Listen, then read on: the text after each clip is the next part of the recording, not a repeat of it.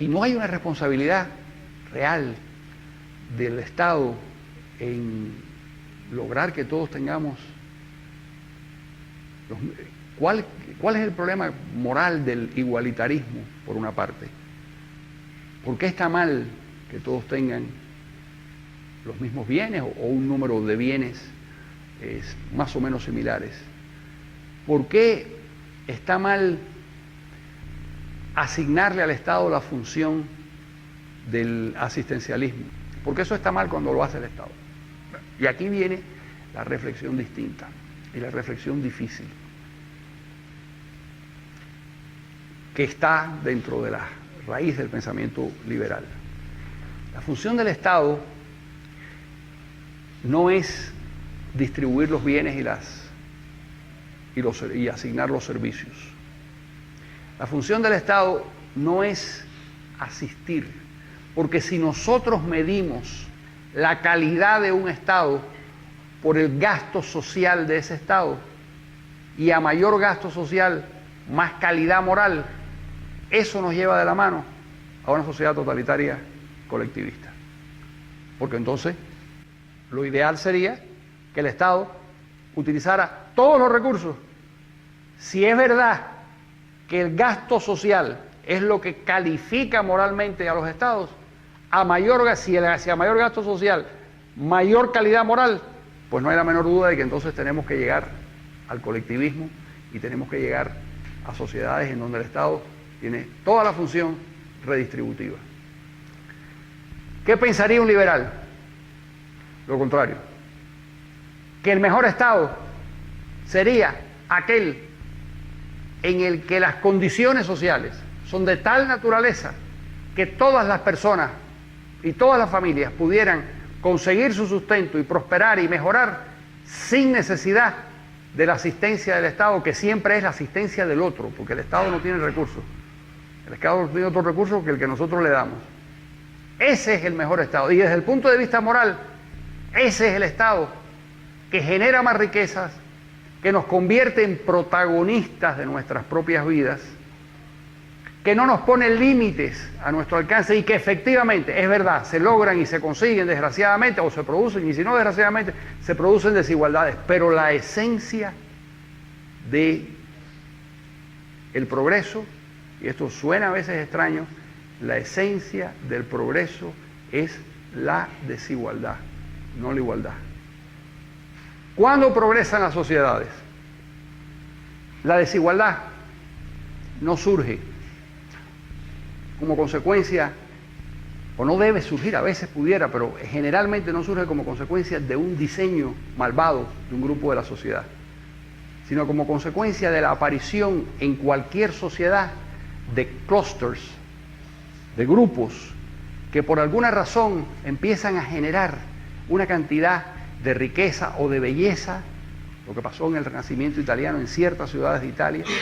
¿Por qué de pronto en el Silicon Valley, en California, poco a poco se fue creando un grupo de generadores de riqueza y de ciencia y de tecnología que acabaron llevando al país en una dirección? ¿Qué convirtió a Bill Gates en el más desigual de los seres humanos del planeta, porque es el más rico del planeta? Su inventiva, su creación.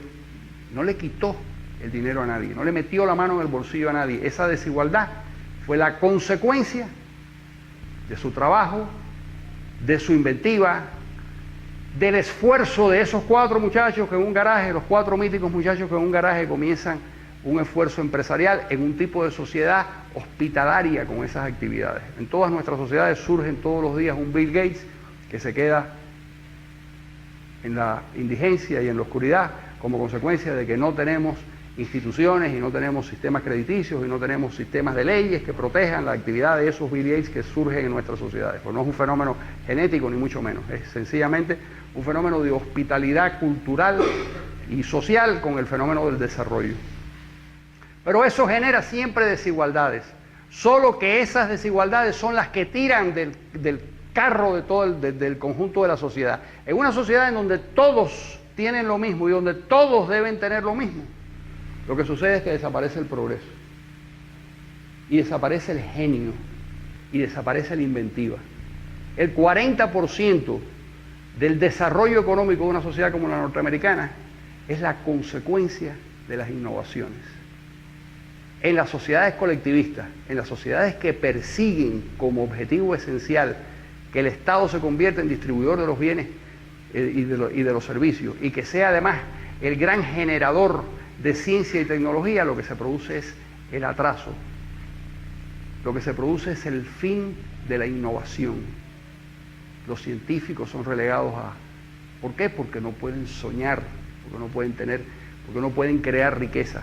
Cuando crean riqueza, cuando persiguen sus sueños, cuando hacen las cosas en las que creen, y a veces funcionan, y a veces no funcionan, y a veces fracasan, y a veces fracasan 10 veces y en la 11ª consiguen levantarse, pero todo eso se puede hacer en sociedades libres, en donde no se penaliza ni se persigue la desigualdad.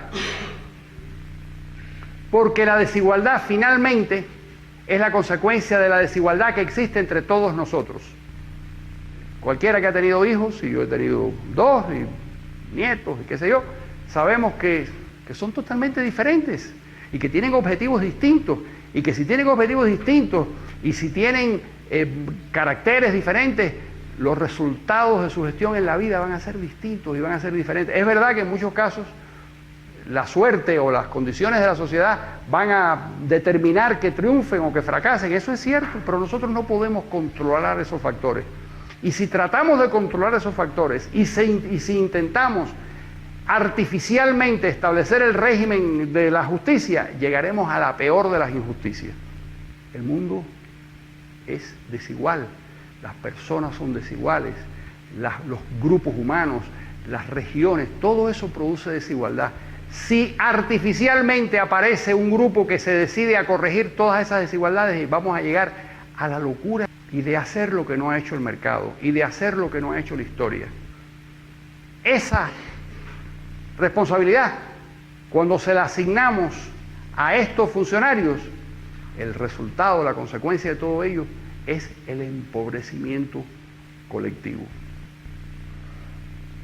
Los intelectuales de izquierda están convencidos de que eso se puede hacer, de que ellos saben cómo reasignar de una manera justa y eficiente lo que el mercado no ha podido hacer, lo que azarosamente se fue construyendo como consecuencia de la historia, lo que surgió por casualidad, o la casualidad fue que de pronto un científico muy notable se mudó a un rincón de un lugar o empezó a enseñar en una universidad y fue generando un núcleo de pensadores y de creadores y fueron esparciéndose ciertas ideas y ahí surgió de pronto, sin que nadie supiera cómo, una fuente de creación de riquezas y se produjo un fenómeno de desigualdad.